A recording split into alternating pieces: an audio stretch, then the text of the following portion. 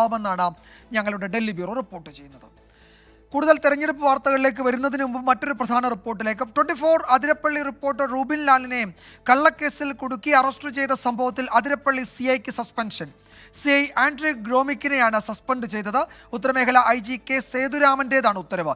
ലോക്കപ്പിൽ വിവസ്ത്രനാക്കി നിർത്തി Rubin ലാലിനെ phone നശിപ്പിച്ചു, അറസ്റ്റിൽ പാലിക്കേണ്ട നടപടികൾ ലംഘിച്ചു എന്നതുൾപ്പെടെ സിഐക്ക് ഗുരുതര വീഴ്ചയുണ്ടായി എന്നാണ് കണ്ടെത്തൽ. ദീപക് ധർമ്മടം വിവരങ്ങൾ നൽകും കോഴിക്കോട്ട് നിന്ന്.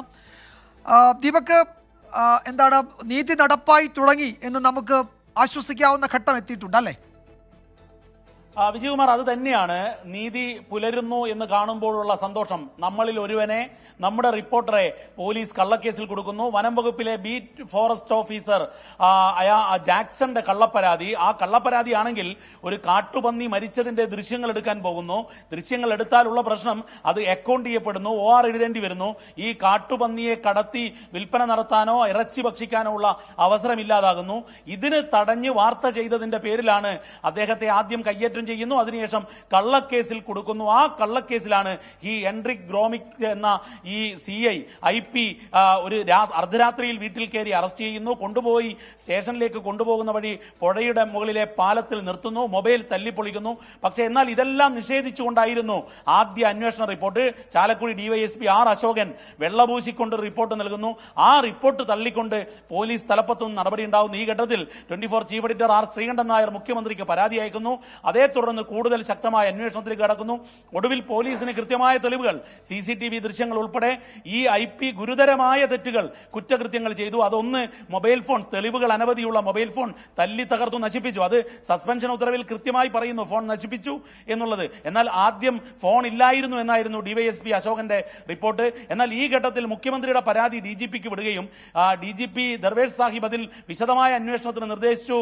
അത് ADGP law and order MR Ajith കുമാറിനെ ഏൽപ്പിക്കുന്നു. അതിനുശേഷം അദ്ദേഹം ചില ചോദ്യങ്ങൾ, ഈ റിപ്പോർട്ടിനെ നിരാകരിച്ചുകൊണ്ട് ചില ചോദ്യങ്ങൾ ചോദിക്കുന്നു. വീണ്ടും അന്വേഷണം നടക്കുന്നു. അങ്ങനെ DYSP മാറ്റി അഡീഷണൽ SP അന്വേഷിക്കുന്നു. അതിലാണ് ഗുരുതരമായ കുറ്റകൃത്യങ്ങൾ കണ്ടത്. മറ്റൊരു പ്രധാനപ്പെട്ട കാര്യം വിജയകുമാർ, ഈ വനം വകുപ്പിലെ ചില കാട്ടുകള്ളന്മാർ നേരത്തെയും കള്ളക്കേസിൽ കുടുക്കിയതാണ് എന്ന് പോലീസിന് വിവരം ലഭിക്കുന്നു. അതിന്റെ അടിസ്ഥാനത്തിൽ മുൻപുള്ള റൂബിൻ ലാലിനെതിരായ കേസിൽ പോലും പുനരന്വേഷണത്തിന് വേണ്ടിയുള്ള പരിശോധനയിലേക്ക് കടക്കുന്നു. അങ്ങനെ 2 ഉത്തരവുകളാണ് ഇന്ന് ആഭ്യന്തര വകുപ്പ് പോലീസ് ഇറക്കിയിരിക്കുന്നത്. ആഭ്യന്തര വകുപ്പിന്റെ നിർദ്ദേശപ്രകാരം IG സേതുരാമനാണ് ഉത്തരവിറക്കിയത്. ആ ഉത്തരവിൽ ഒന്ന്, റൂബിൻ ലാലിനെതിരെ അതിക്രമം നടന്നു, വിവസ്ത്രനാക്കി നിർത്തി, മൊബൈൽ തകർത്തു, മാനുഷിക പരിഗണന നൽകിയില്ല, പോലീസ് സേനയ്ക്കുടെ അന്തസ് തകർത്തുകൊണ്ട് ഈ ഹെൻഡ്രിക് ഗ്രോമിക് പ്രവർത്തിച്ചു എന്നുള്ളതാണ് ഒന്നാമത്തെ സസ്പെൻഷൻ ഉത്തരവിൽ പറയുന്നത്. രണ്ടാമത്തെ ഉത്തരവിൽ ഈ കേസിന്റെയും പഴയ കേസിന്റെയും അന്വേഷണം ക്രൈംബ്രാഞ്ച് DYSPക്ക് വിട്ടുകൊണ്ടുള്ള ഉത്തരവും വരുന്നു. നീതി പുലരുന്നു എന്നത് തന്നെയാണ് നമുക്ക് ഈ ഘട്ടത്തിൽ പറയാൻ സാധിക്കുക വിജയകുമാർ.